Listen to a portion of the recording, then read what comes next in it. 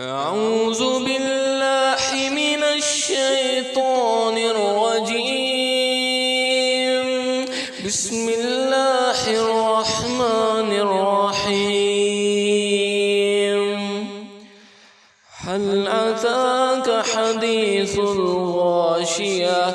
وجوه يومئذ خاشعة عاملة ناصبة تصلى نارا حامية تسقى من عين آنية ليس لهم طعام إلا من ضريع لا يسمن ولا يغني